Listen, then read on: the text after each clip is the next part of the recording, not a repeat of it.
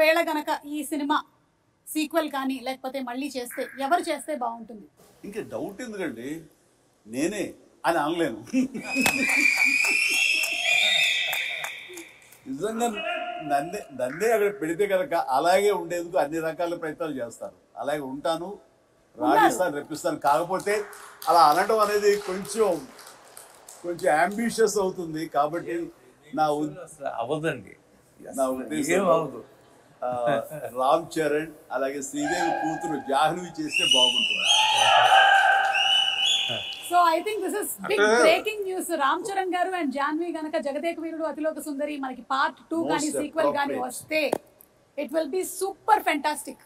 So ఇప్పుడు అందరి next generation వాళ్ళు ఈ జగదేక వీరుడు అతిలోక సుందరి చేస్తే, అంటే జాహ్నవి, రామ్ చరణ్ అండ్ అనుకుంటే నా ప్రొడ్యూసర్గా వాళ్ళ కూతుళ్ళు అనుకుంటే వీళ్ళ పర్యవేక్షణ ఉండాలి, ఖచ్చితంగా ఒక నిఘా ఉండాలి. వాళ్ళ అల్లు డైరెక్ట్ చేసి సరిపోతుంది. నాగశ్విన్ గారు, be ready for Jagadeka Veerudu Athiloka Sundari part 2. ఇది లిఖించబడింది, ఖచ్చితంగా ఇది చరిత్ర అవుతుంది. బట్ రాఘవేంద్ర గారి పర్యవేక్షణలో జరగాలి. అండ్ నాగ్ అశ్విన్ దీన్ని డెఫినెట్గా జస్టిఫై చేయగలడు. ఖచ్చితంగా అది నేను ఫస్ట్ కాపీ ఖచ్చితంగా చూస్తాను. Super sir, super.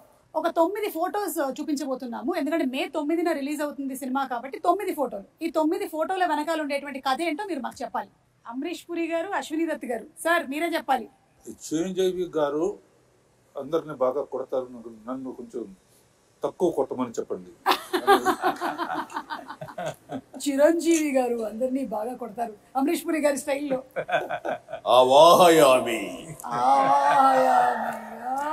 ఎంత ఇస్తావు దత్తు అని నాకు అనిపిస్తుంది. దత్ గారు ఇంత ఇస్తానంటున్నారా? ఇంత ఇస్తానండి. దత్ గారు మీకేమైనా గుర్తుందా? నాకు గుర్తులేదు కానమ్మా, చిరంజీవి గారు చెప్పిందే కరెక్ట్, ఇంతే ఇస్తానండి. Okay, picture number 2. 105 డిగ్రీల